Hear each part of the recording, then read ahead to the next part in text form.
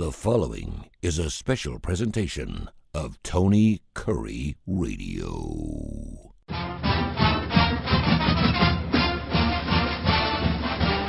Welcome back to another UAB Director's Chair. He is the athletic director for the UAB Blazers, uabblazers.com. Check out their website for everything that is the UAB Blazers, and go Blazers. Mark, happy holidays to you. We'll just be straight out with you. We're recording this show on Turkey Eve, the day before Thanksgiving, and I will tell you this. I consider you not only a great friend, but a wonderful partner here on TKR, and I'm very thankful that I have you in my life and thoroughly enjoy doing these shows with you every single week. So thank you very much, and happy Thanksgiving a little early.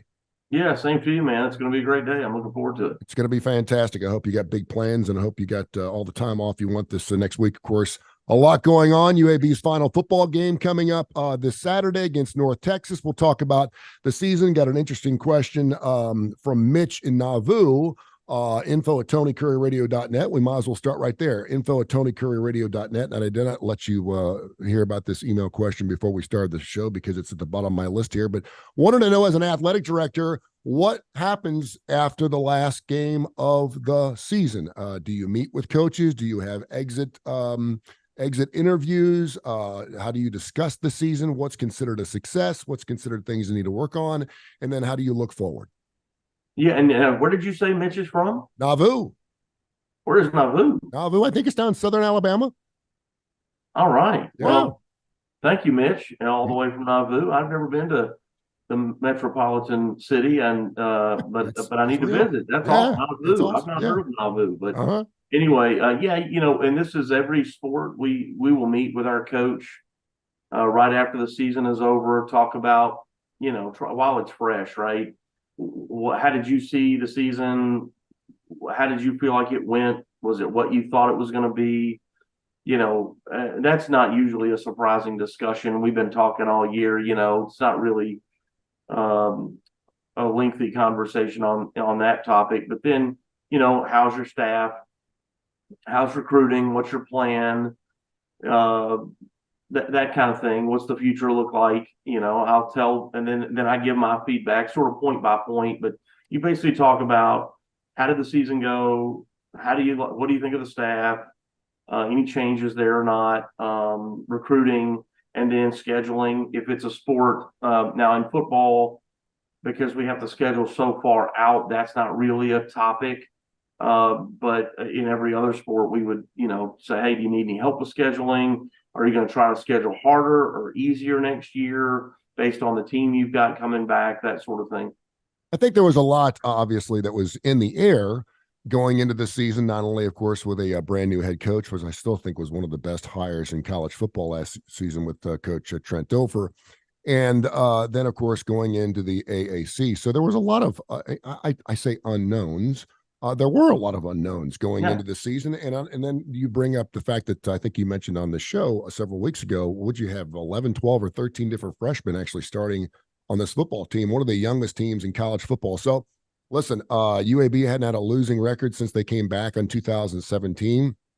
It happened. And from this point on, there's a lot of things that you can actually grow on from this point on. So looking at the season, knowing you have one final game against the Mean Green this weekend, is it about where you thought it was going to be? And I know you're probably chomping at the bit to get ready and started for 2024.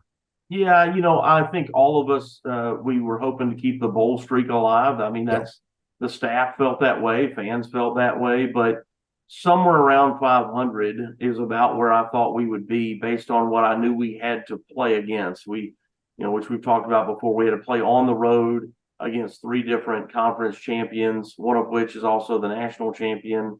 So that's 3 really hard games, no matter where they are, but all 3 on the road.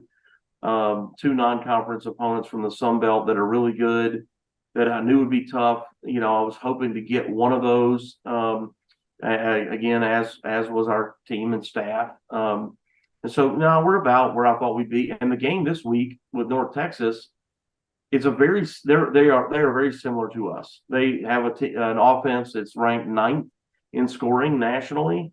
Most people probably don't know that. North Texas ranks 9th nationally in offensive scoring. And we are somewhere around 20 or 22nd, something like that. But then their defense is kind of their Achilles heel. So we both have a tendency to score a lot. We both struggle a little bit to stop. So it could be a high scoring event. I don't know, but we have a lot of similar qualities. I've had people tell me that they think that their quarterback is the best quarterback in the league. Now, I've had that said about several quarterbacks. Mm-hmm. We got a good quarterback, but the San Antonio quarterback is great. Tulane quarterback is great. The quarterback at SMU is really, really good. But North Texas quarterback is outstanding. He's very elusive. He's a great passer, very accurate. They score a lot, so it'll be a tough match for sure. The UAB Director's Chair. He is the UAB Athletic Director, Mark Ingram. He joins us every single week right here on the TKR app, Tony Curry Radio. Put those 3 letters in. You can download through Apple or Android. And, of course, play the show at least 5 days a week, wherever you get your favorite podcast, and available right here on the Tony Curry YouTube channel. Jeffrey in Memphis, info@tonycurryradio.net. Wanted to get your thoughts, Mark's thoughts on the debacle that was the Jimbo Fisher hire, and then, of course, the firing, the $76 to $77 million payout. He put a smiley face on his email. Did Mark chuckle when they end up firing Jimbo Fisher? Because I think a lot of people think that you bring in the right coach and you spend all this money, it's going to buy you a national championship. And obviously it didn't turn out that way for a school that probably have as many resources as any other school in Power 5 history. So your thoughts on how it went down with Jimbo Fisher. And I thought it was interesting. Ross Bjork, who of course was not there to make that hire, came back and said, listen, this next hire is very, very important. They want to do it within the next couple of weeks. Of course, it's an important hire, a college football coach at Texas A&M, but also said he wanted to do something that was more on the lines of what the market will give them. And that's being around $7 or $8 million a year. Still a huge chunk of change. But what's your thoughts as an athletic director when you see something like this happen? Well, I don't ever laugh at anyone else's misery. Look, man, sports are sports. You win, you lose. It's up and down. The last thing I'm going to do is chuckle at anybody else's discomfort. It's hard. And I mean that for Ross, who I used to work with, and I mean that for Jimbo, who I don't know and have never met. Everybody's trying to win. Everybody's practicing and training and recruiting, and we're all trying to do the same thing, which is what makes it so hard. I appreciate what Ross is saying, that he's going to sort of level set again with their salary. But remember now, when Scott Woodard, who's the AD at LSU, when he hired Jimbo at Texas A&M, he was hiring a guy that had won the national title at Florida State. So It isn't often that you're hiring a coach who just won the whole thing at another Power 5 school, which is what they did. And so that's how I guess I would say that Jimbo and his agent were able to negotiate that. Is you're not just hiring another person, you're hiring one of only a select few people that are in coaching that have won the national title. And that's what Texas A&M got. One of the things, I don't care what the sport is, there's no assurance that when you hire a coach that they're going to work out. It's all there's risk in all of it. It's all a gamble. You're saying, well, if I hire a sitting head coach, and this is my view, if you're hiring a sitting head coach, they've made some mistakes that you probably don't know about. I'm not talking about terrible stuff. I'm talking about practice plans, recruiting plans, staffing, what people they need, not just the actual individuals, but what jobs, what responsibilities, how to spread that out. The message to the team, the very first message to the team, what was that? Oh, well, I won't say that again. I thought that was going to be a good message, and it didn't go well. So they don't do it the next time. There's things that you avoid, and there's a confidence if they've been successful as a head coach. They bring a confidence that they're not really learning on the job the way that an assistant moving up does. And now, look, everybody who is a head coach was once an assistant. So at some point, somebody's got to take that chance. But if you can, and you can hire a sitting head coach, you're just playing the odds. The odds are better that you'll be successful if they've been the person in charge frankly, at any level. And that was a big part of when we hired Coach Dilfer. He was a head coach, with his experience in the NFL and the football knowledge. And then he was a head coach running. You're managing the kids. You're managing their parents, their family. It's more than just football. There's a lot of personnel stuff that you're dealing with. So anyway, when A&M hired Jimbo Fisher, I thought it was a great hire. I mean, I thought here's a guy that's won a lot of football games. They've got the resources to pay him. I thought it was a huge number. Well, it was a huge number. I guess probably the thing that you'd go back and go, wow, that was a miss, is that there's no apparently there's no mitigation in the contract. Yeah. Which means if he goes and gets another job, he still gets this buyout. To Good me, agent. the whole thing, Yeah. Tony, is more of a statement about NIL, which I don't want to get on because we've talked about it so much. But allegedly, I don't know, they paid every recruit $1 million like a year and a half ago to sign with them, and they had the best recruiting class in the history of college recruiting. And so it kind of tells you, what does that get you? Yep. What did that get you? You know, you got not a terrible record, but not the record they thought that they'd have, and not as quickly as they thought that they would get it. So, you know, I just think that it's really more of a statement of old-fashioned recruiting, where relationships are built, and they're built on trust, meaning the player trusts the coach that recruited them. They trust the staff. They kind of fall in love with the place. This is my home. These are my people. I feel good here. And the coach, so they trust the coach, but the coach is trusting them. Coach knows their parents, their principal, their coach, their guidance counselors, all these, you know, this sphere of influence around them, the assistant coach gets to know. And so there's a mutual trust. When these kids show up at all these schools, they've never not started. Yeah. They've always started. They were in the third grade and picking out teams for kickball, and they were the first one picked every time. Yep. And it's been that way their whole life. So then they show up to our team, and again, this is UAB, Florida State, Texas A&M, wherever, Oregon, and they're in a room full of these people which they've never experienced, and they're not starting. Well, when you have a relationship built on trust, you can have a conversation that's, Tony, man, hang in there. That guy Steve is a junior. He's an All-American. He's awesome, and you're going to be him and more. Like, this is what he did. He waited his turn, and he watched, and he learned, and he grew, and he got stronger. And look at what he is, and now he's going to have the chance for the NFL.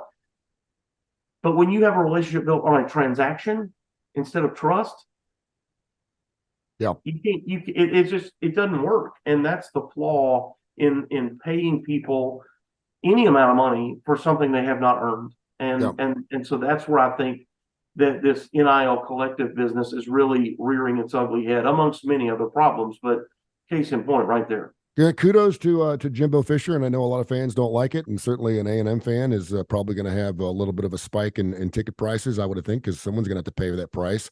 But he had a hell of an agent, and he got the deal. And if they're willing to pay for it, that's great. You know, I think about too, Mark, other coaches who have won national championships, or it's national championship or bust. I respect Jimbo Fisher that he took that position, knowing that if he didn't win a national championship, or at least play for one, you know, successfully and consistently, that it was going to be considered a bust at A&M. And it was. I look at Steve Spurrier, who won national championships at Florida and then took the South Carolina job. Did we really think that he was going to win a national championship at South Carolina? I don't know. He certainly made them competitive, but it really wasn't a surprise that he didn't do that. He went from Florida to Washington. Yeah, exactly. Yeah. And then, but I mean, you know, we always think if you take Nick Saban and put him at Louisiana Monroe, does he mean he's going to win a national championship there? I don't know. The resources obviously aren't the same. Yeah. You know, I think about Mac Brown going to North Carolina. I think he's done a fantastic job. A guy who won a national championship at Texas. Do we think he's going to win a national championship in North Carolina? I don't know. But that's where I have, and I know a lot of people don't like this guy, and I've met him numerous times. He seems to be a sweetheart of a guy, and he's a Notre Dame guy. But Brian Kelly, another one of those guys where he knew leaving Notre Dame and going to LSU, there's only one thing that he can do to save his butt. And I don't know how much time he's going to have to get there, but he's got to win a national championship at LSU, or else it's not going to be considered a success. And that may not be fair, but I do give them the credit and the fact that these coaches challenge themselves enough to say, listen, I should have all the resources. I should have all the pieces and the players in order to survive and play at the highest level at this particular school. Right. So, well, we'll see what happens. Yeah, I totally agree. They're really putting themselves out there. Yeah, they are, and that's why they should get a hell of a contract, because if it doesn't work, they're going to get fired. That's right. So, hey, listen, we had a very interesting show that we talked about. Kip Kiefer, who's a friend of mine, Birmingham Racecourse Casino executive director, and myself. We do a sports show every single week, and we were talking yesterday about the college football playoff series, and it's really cool because at our age, we knew it. We remember when I remember watching Washington this past week against Oregon State, and they hadn't started 10-0 since 1991 when they were the co-champions. And first of all, you talk to young people today, and they're like, "What's a co-champion?" They actually had co-champions in 1991. I'm like, "Yeah, we had a writers' poll in the UPI, and so that's how it used to be." And then, of course, we brought the BCS in, where we brought a lot of computerization into the play, and I know a lot of people didn't like that. And that lasted about 9 years. And then, of course, in 2014, the college football playoff came into play, where we have these 13 knuckleheads in a room, and they have to recuse themselves and all these other things. And now we're going into, this will be the last year we have a 4-team playoff. We'll have 12 teams next year. And I do think it's interesting. You look at an LSU who's only 2 spots removed from being in the top 12 with 3 losses. Is that something we want to see in our college football playoffs? I don't know. Does that mean a 3-loss team will get in? Who knows? But I had a question from someone that wanted to know, where do you see the future of the college football playoff series going from this point on? Are we going to be 12 teams from here on out for a while? Obviously, TV money plays a lot into everything we do in sports. But where do you see it going? Where do you want it to see it go? I know this is a very broad question, but conference realignment plays largely into this because there are tie-ins there. But your overall view on where we're headed next year? Well, I wasn't against the BCS, and other than how you should never say never. I don't think there was a year where it didn't work out where the best team was number one. The only year that I can remember is the year that Auburn was undefeated and didn't get in because there were 3 undefeateds. Yep. The only year that I think that had a lot to do with the creation of the playoff. I'm excited about the 12 team. I'm about inclusion. I like the idea that more people are involved. It doesn't matter if UAB, if we win the American and we get in and we play whoever, Southern Cal, and they beat us by 30 or whatever. So what? Yeah. I mean, if they're the best, play us, let's figure it out. And that's what's great about the NCAA basketball tournament, which I also think it should double in size. Mm-hmm. Because it's more fun and it's more games and fans love it. The players love it. It's exciting. It's really what they live for. And so this is a nice step towards that. The only problem with any of it on the football side is that, different than say basketball, is just the physicality of the game. You're adding another game in. If you play 12 games, then you play your conference championship. That's 13. Then you play another couple of games. Like, it's a lot of football. 15, 16 football games is a lot, because you're taking tests and writing papers and final exams and holiday break, and then you got to start another semester, right? Like, you're still playing football from the fall, but it's January now, and we're still playing college games. And so we started a new semester. And so, that's really hard to me. But for all the people out there that want to say, "Oh, it's just a money grab," or whatever, the players love it. Yeah. The players who are in the playoff love it, and they love being in the playoff. They want to play. I think they're smart enough to realize that games played, snaps played against quality opponents is good for their future. And so this notion that they're being taken advantage of, that's ridiculous. It's also a great experience for them, and great trip to play in front of millions of people and showcase their talents and perform. They love it. Yeah. Before we get into some classic rock, I wanted to mention the UAB basketball program. They lose their first couple of games of the year on last-minute possessions. I was blessed enough, thanks to you, to go to Asheville to watch that tournament, which was fantastic. They knock off Maryland on that Sunday, which was a huge win for them. And of course, when we did the show here on Wednesday, they knocked off Middle Tennessee last night, which was a great game, a 1-point game. But I just want to implore people, if you love hoops, and I love, football's great. It's my favorite sport. It's 3.5 hours sitting out in the elements. If you're one of those people that's a little bit more soft like I am, and you want a little bit more room, and you only have a couple hours to your schedule, and you still got to work for the rest of the day, basketball is the way to go. Head down to Bartow and check out as many games you can. This is a really, really fun basketball team to watch. I think there's going to be a lot of I'm not going to call them the cardiac kids yet, but there's going to be a lot of close games this year. So you will see a great product when you go down there. Yeah, and this Saturday, while football's on the road playing North Texas at 1, I know the Iron Bowl's at 2:30, but our women's basketball team plays at noon, and our men's basketball team plays at 5, a doubleheader down at Bartow. So here's what you do. Oh, there you go. Women's basketball game, then you watch football, then you watch you get football on ESPN Plus, then you watch the Iron Bowl on your phone, and then you stay at Bartow and you watch us play Furman, who's really, really good. Yeah. Furman's a tournament team, and they're legit. So they're going to be kind of, Andy said to the team in Murfreesboro, I went to the game, and afterwards he said, hey, look now, he goes, Furman is legit. He goes, I'm talking about Bradley. He goes, Bradley was good. He goes, these guys are good. Don't sleep on their name. Don't think that because they don't have the right logo on their shirt that somehow they can't play. He goes, they can play. They're really good, and we got to be ready. So we've got a nice little homestand here coming up over the next 10 days. So it'll be fun. I cannot believe what I just saw on television 2 nights ago, that the Rolling Stones are going back on the road. And, growing up, and you and I are both in our 50s, growing up, 60 was old. Then 70 was old. And now that I've gotten to be 57 myself, I realize that it's just not that old. And we see coaches who are coaching well into their 70s, and Nick Saban's there. And of course, Mac Brown's there. And now we're talking about Mick Jagger, who turned 80 earlier this year. Keith Richards will turn 80 on December 18th. I can't even put this in my brain that 80-year-olds. I saw Bo Diddley, and I saw the Lucille Man. I saw him in his 80s, but he was sitting on a bar stool for about 35 minutes playing about 6 or 7 songs, and people were paying good money to see it. And I get that. We're talking about 2 guys that are 80 years old who are going to be traipsing across the stage doing a multi-million-dollar, multi-world tour. They're going to be playing in Atlanta coming up in 2024 for the Hackney Diamonds Tour. I want to go, if not for any other reason, just to see what an 80-year-old looks like on stage. It kind of 79 to 80 to me is the difference between 2 and 92. What's your thoughts on the Rolling Stones going on tour? I love that they're doing it. Yeah. It's just a matter of,